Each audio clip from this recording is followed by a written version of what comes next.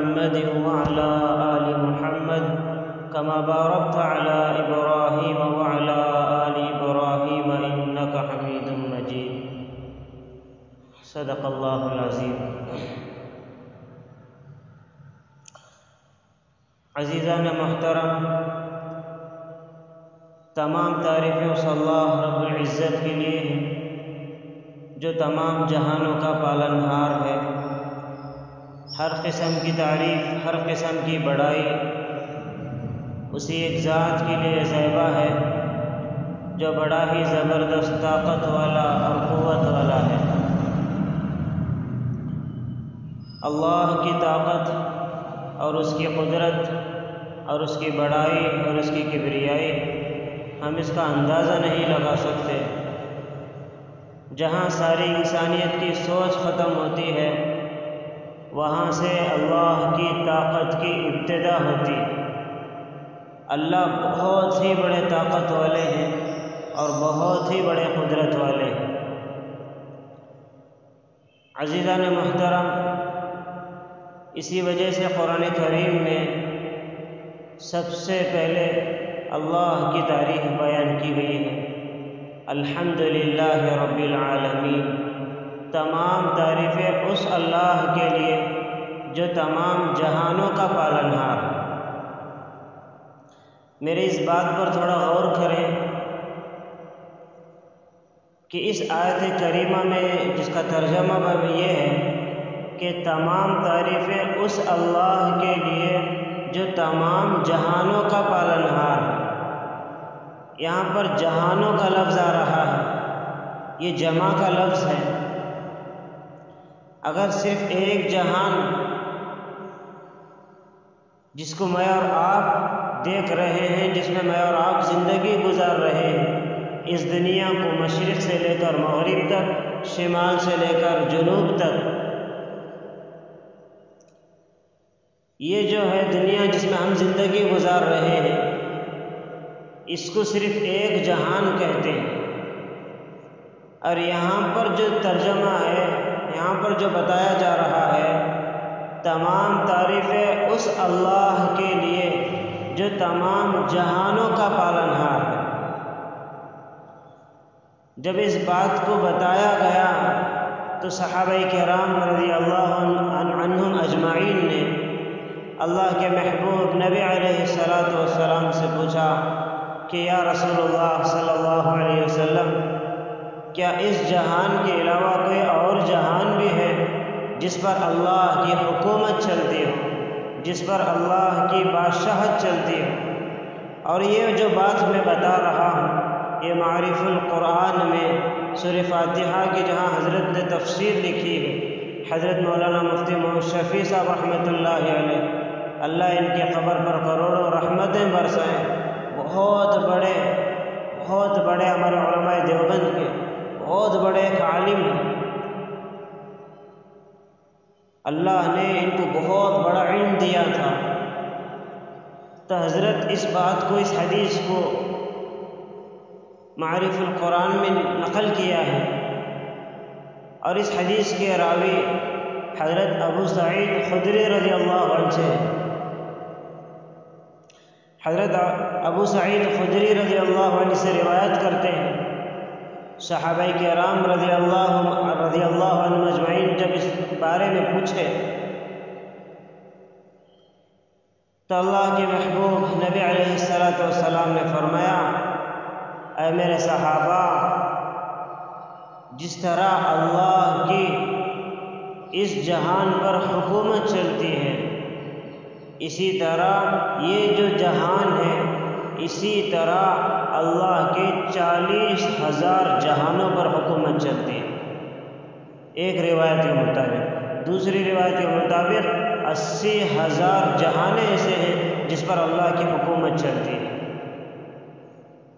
کتنی بڑی طاقت ہوگی اللہ کی۔ اب ہمارے ذہنوں میں سوال پیدا ہوتا ہے، دوسرے جہانوں میں جہاں پر نہ پانی کا نظام ہے، نہ ہوا کا نظام ہے، اگر وہاں پر مخلوق اگر زندگی ہے تو مخلوق کیسے زندگی گزار رہی ہے؟ ذہن میں بات آتی ہے تو اس کا جواب دیتے ہوئے امام رازی رحمۃ اللہ علیہ نے لکھا ہے کہ لوگوں، جس طرح اللہ کو پانی اور ہوا کے ذریعے مخلوق کو زندہ رکھنا آتا ہے، اسی اللہ کو پانی اور ہوا کے بغیر بھی مخلوق کو زندہ رکھنا آتا ہے۔ اسی کا نام قل هو اللہ احد ہے۔ ہمارا اللہ بڑی طاقتوں والا ہے، بڑی قدرتوں والا ہے، وہ جیسا چاہتا ہے ویسا کرتا ہے۔ بس اللہ سے دعا کریں اللہ ہم سب کو اپنی معرفت نصیب فرمائے۔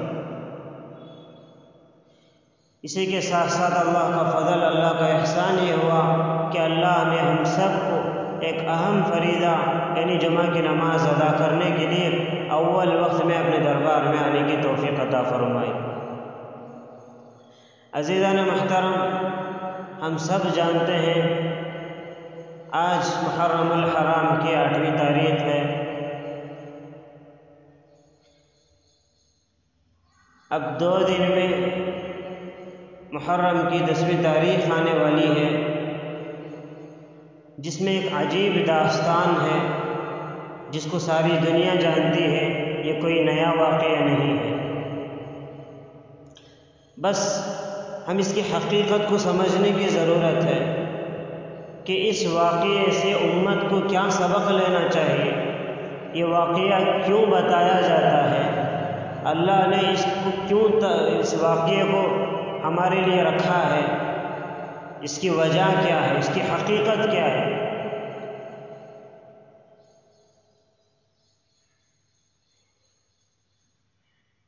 امام حسین رضی اللہ عنہ، امام مظلوم، شہید کربلا، نواسے رسول، امام حسین رضی اللہ عنہ کی عجیب داستان ہے اور عجیب واقعہ ہے۔ مستقل آپ نے ہر جمعہ سنتے آ رہے ہیں۔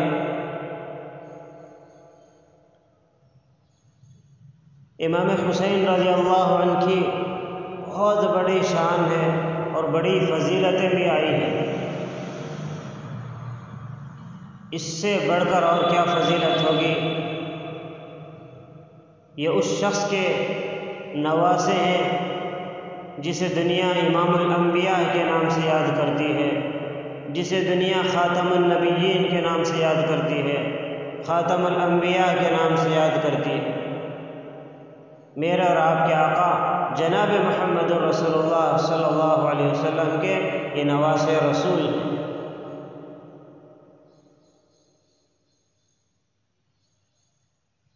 اور یہ اس والد محترم کے بیٹے ہیں جن کو فاتح خیبر کہا جاتا ہے، اور یہ اس ماں کے گود میں پلے ہیں، اور یہ اس ماں کے بیٹے ہیں جنہیں سیدۃ النساء اہل الجنہ کہا جاتا ہے، جنت کے عورتوں کی سردار حضرت فاطمہ رضی اللہ عنہا کے بیٹے ہیں۔ باپ کی بہت بڑی شان ہے اور ماں کی ایک الگ شان ہے۔ جب ماں باپ ایسے پاکیزہ اور مقدس ہوتے ہیں کہ ان کے گود میں ایسی ہے اولاد جنم لیتی ہے۔ آپ نے سنا ہوگا کہ اس دین کے خاطر حضرت علی کرم اللہ وجہ نے کتنے مجاہدے کیے ہیں اور کتنی قربانیاں دیے ہیں۔ بے شمار واقعات حضرت علی رضی اللہ عنہ کے ہیں، اور ان کی والدہ محترمہ حضرت فاطمہ الزہرا رضی اللہ عنہا پیارے نبی علیہ السلام کی نور نظر اور لخت جگر، کون ان کے واقعات سے واقف نہیں ہے۔ آج ضرورت ہے ان کی سیرت کو ہم اپنے گھروں میں زندہ کریں، ان کی حیاداری کے چرچے کریں۔ یقیناً حضرت فاطمہ الزہرا رضی اللہ عنہا بہت بڑی مقام والی عورت ہے، بڑی پاکیزہ پاک دامن عورت ہے۔ ان کے قدم زمین پر رہتے تھے، زمین پر چلتے تھے، لیکن ان کے تذکرے عرشوں پر ہوتے تھے، آسمانوں پر ان کے چرچے ہوتے تھے۔ ایسے مقدس ان کی زندگیاں ہیں۔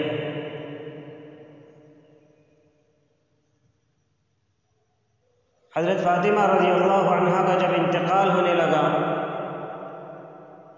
مورخین نے لکھا ہے میرے اور آپ کے آقا جناب محمد رسول اللہ صلی اللہ علیہ وسلم کے دنیا سے پردہ فرمانے کے بعد ٹھیک 6 ماہ بعد حضرت فاطمہ رضی اللہ عنہا کا انتقال ہوا۔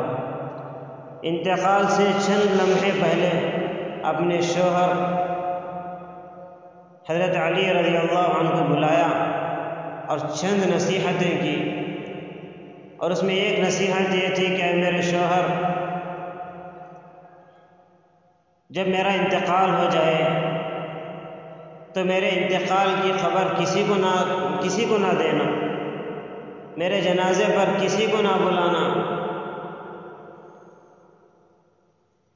دوسری بات فرمائی کہ میرا جنازہ رات کی تاریکی میں اٹھانا۔ حضرت علی رضی اللہ عنہ کی آنکھوں میں آنسو جاری ہوئے۔ حضرت علی رضی اللہ عنہ نے کہا کہ فاطمہ ایسا کیوں کہتی ہو؟ تم خاتم النبیین کی بیٹی ہو، رحمت دو عالم صلی اللہ علیہ وسلم کی لخت جگر ہو، تمہارے جنازے پر میں سارے حجاز کو جمع کروں، مدینہ اور مکہ والوں کو جمع کروں۔ حضرت فاطمہ رضی اللہ عنہ نے کیا جواب دیا؟ اللہ کرے کہ یہ بات میرے ماں اور بہنوں کو پہنچے، اپنی زندگیاں تبدیل کریں۔ دنیا چند دنوں کی زندگی کا معاملہ ہے، یہاں کی لذتیں، یہاں کی راحتیں، یہاں کی شہوتیں، پھر اسی خاک میں بنے ہوئے اس وجود کو اسی مٹی میں ملا دینا ہے۔ یہاں کا حسن ہمیشہ نہیں ہے، یہ ہمارا حسن بھی ختم ہونے والا ہے۔ اپنی سیرت کو بنائیں۔ تو حضرت فاطمہ رضی اللہ عنہ نے کہا کہ اے میرے شوہر، میرے والد محترم نے، میرے نبی نے مجھے بلا کر ایک دن کہا تھا، فاطمہ کبھی یہ بات تیرے دل میں نہ آئے کہ میں نبی کی بیٹی ہوں، میں امام الانبیاء خاتم النبیین کی بیٹی ہوں، مجھ سے میرا اللہ ناراض بھی ہو جائے، ہو سکتا کل میدان محشر میں میرے لیے کچھ راستہ نکلے۔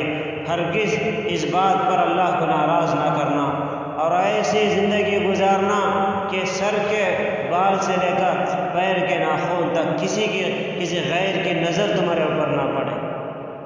اے میرے شوہر، آپ مجھے خوب جانتے ہیں، واللہ اللہ بہتر جانتا ہے کہ یقیناً میں نے زندگی ایسی گزاری ہے کسی نے میرے سر کے بال کو بھی نہیں دیکھا ہے۔ اب یہ میں نہیں چاہتی کہ میری نظر، غیر کی نظر میرے جنازے پر بھی پڑے، اس لیے میرا جنازہ رات کی تاریکی میں اٹھایا جائے۔ بعض مورخین نے، سیرت نگاروں نے ایک عجیب بات لکھی کہ اللہ کو ان کی حیاداری، ان کی پاک دامنی، ان کی پاک بازی اور ان کی زندگی اتنی پسند آئی، جب میدان محشر میں پل صراط پر سے ہر ایک کا گزر ہوگا، انبیاء کا، شہداء کا، صدیقین کا، صالحین کا، اولیاء کرام کا، ائمہ کرام کا، بڑے بڑے علماء حق کا، قطب ابدال کا، آدم صفی اللہ کا بھی گزر ہوگا، نوح نجی اللہ کا بھی گزر ہوگا، ابراہیم خلیل اللہ کا بھی گزر ہوگا، اسماعیل ذبی اللہ کا بھی گزر ہوگا، عیسیٰ روح اللہ کا بھی گزر ہوگا، موسیٰ کلیم اللہ کا بھی گزر ہوگا، یقیناً آگے محمد رسول اللہ صلی اللہ علیہ وسلم کا بھی گزر ہوگا۔ جب بڑوں کا گزر ہوگا، باری آئے گی جنت کی عورتوں کی سردار خاتم النبیین کی نور نظر حضرت فاطمہ رضی اللہ عنہ کا جب گزرنے کا وقت آئے گا تو اللہ کی طرف سے ایک منادی، ایک آواز دینے والا آواز دے گا، ایک فرشتہ اس بات کو اعلان کرے گا کہ اے انبیاء کی جماعت، او انبیاء کی جماعت، او شہداء صدیقین کی جماعت، او علماء کی جماعت، او اولیاء اللہ کی جماعت، اے لوگوں، آج تھوڑی دیر کے لیے اپنی نظریں نیچے کر لو، حیادار خاتون فاطمہ الزہرا کا گزر ہو رہا ہے۔ یہ تاریخ ہے اس انسان کے والدہ محترمہ کی۔